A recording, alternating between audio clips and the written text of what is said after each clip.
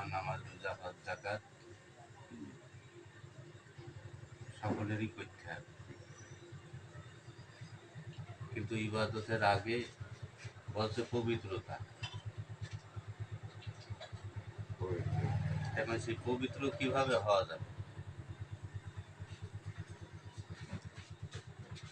এখন যেভাবে আমরা পানি দ্বারা উজু করছি, এই উজু করে কি পবিত্রতা হওয়া যাবে?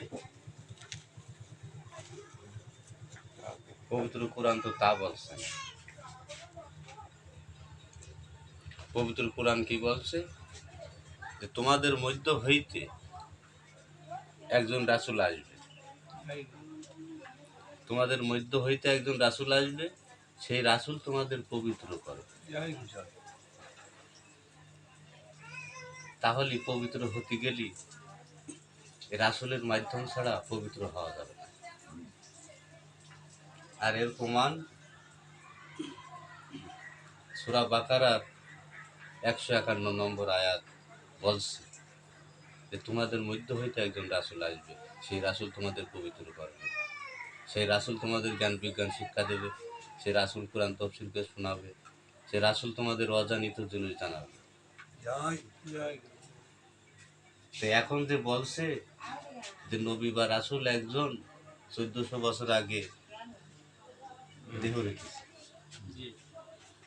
তাহলে এখন যে রাসূলের মাধ্যম দিয়ে আমাদের পবিত্র হইতে হবে, সেই রাসূল আমরা কোথায় পাবো?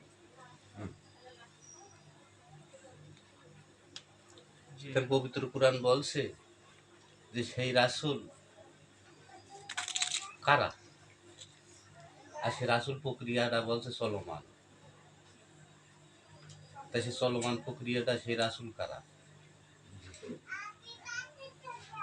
তো বলছে আহলে বায়াতের জগতে এই সিঁড়ি সিরজার ভিতরে আছে যারা, সেই রেসালাত প্রাপ্ত যে ব্যক্তি, সেই রেসালাত প্রাপ্ত ব্যক্তি রাসূল। ওই রাসূলের আনুগত্য করতে বলছে, ওই রাসূলের মাধ্যমে পবিত্র হইতে হবে। তাহলে এখন ইবাদতের আগে পবিত্রতা, তাহলে কিভাবে পবিত্রতা হওয়া যাবে সেই বিষয়ে আগে জানতে হবে, বুঝতে হবে, তারপর ইবাদত করতে হবে।